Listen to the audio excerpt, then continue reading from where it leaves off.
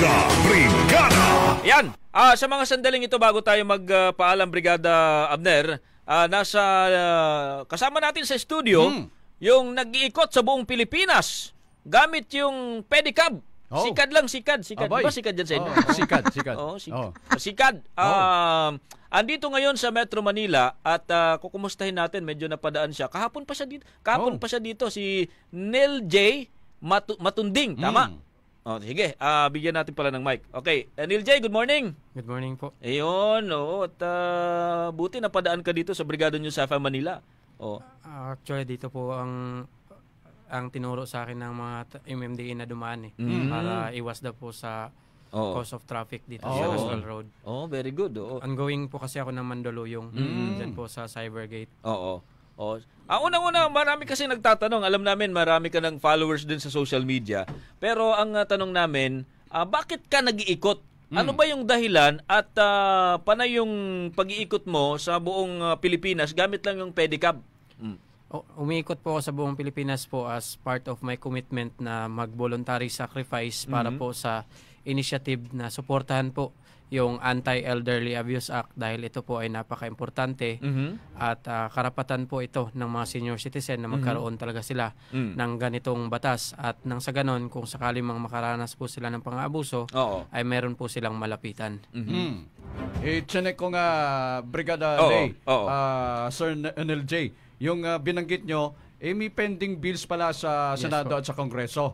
Itong House Bill number 4696 at Senate Bill 582. Yes, po. Ito yung panukalang batas na papataw ng punishment doon sa mga tao na maaaring magsamantala, magpabaya, at mag-abuso doon sa mga senior citizen.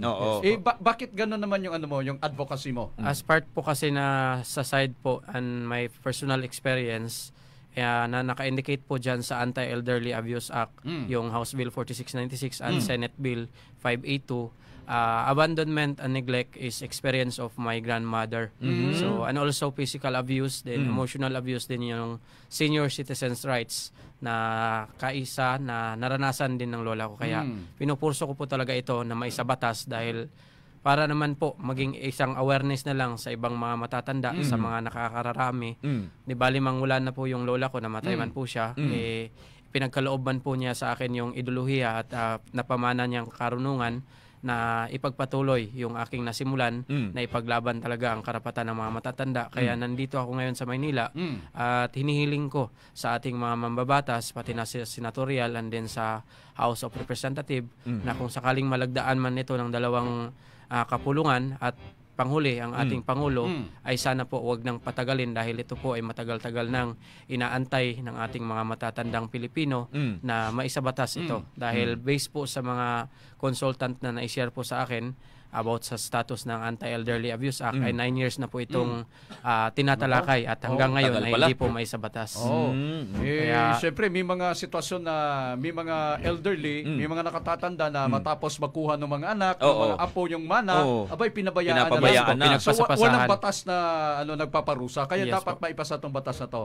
Kaya nga po, ang commitment ko po nung buhay pa po yung lola ko na ikutin ko po yung Pilipinas, in behalf po sa kanya na natulungan naman po siya, nabigay ko na po yung pangarap niya na magkaroon ng bahay sana, kaso inabuso ulit, kaya doon po nadagdagan yung aking purso na libutin pa yung Pilipinas at suportahan ang panukalang ito.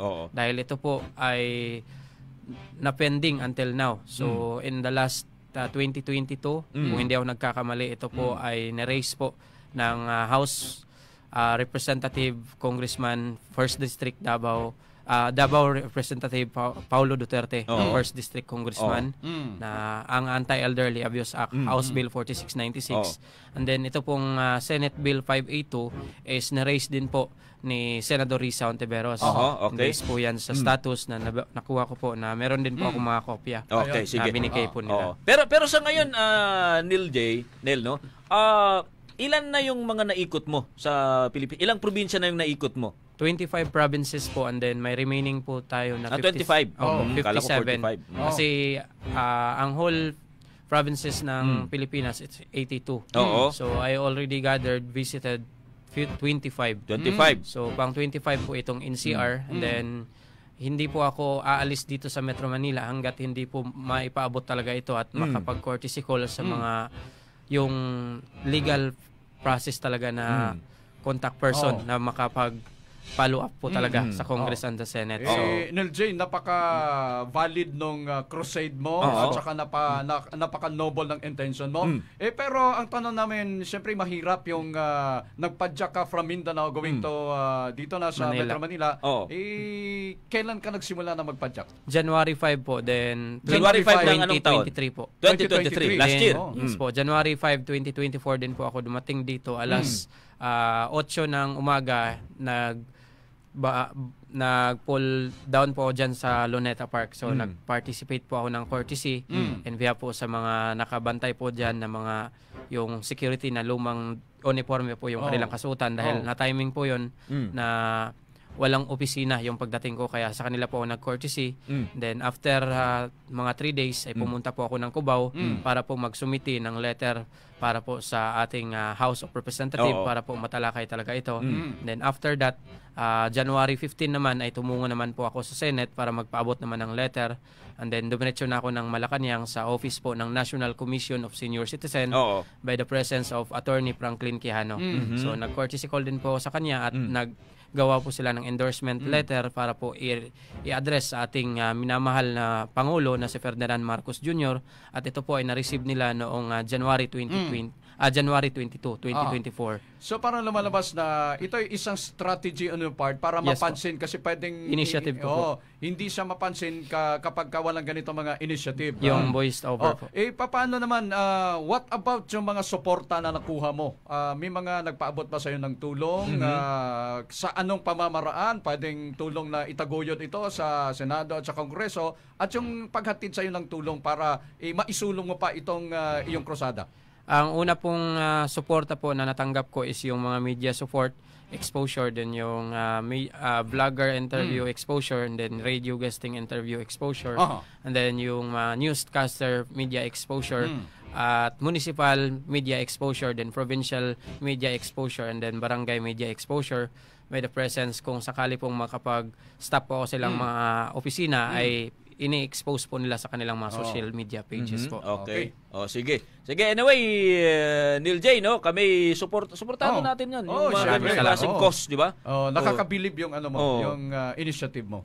Sige, at maraming salamat sa pagdalaw at pagbisita dito sa Brigada News FM Manila, Neil J, ha? At kami nananalangin, harinawa na yung pinaglalaban mong advokasya magtuloy-tuloy at maging matagumpay. Neil J, maraming salamat. Maraming salamat po. Okay, sige.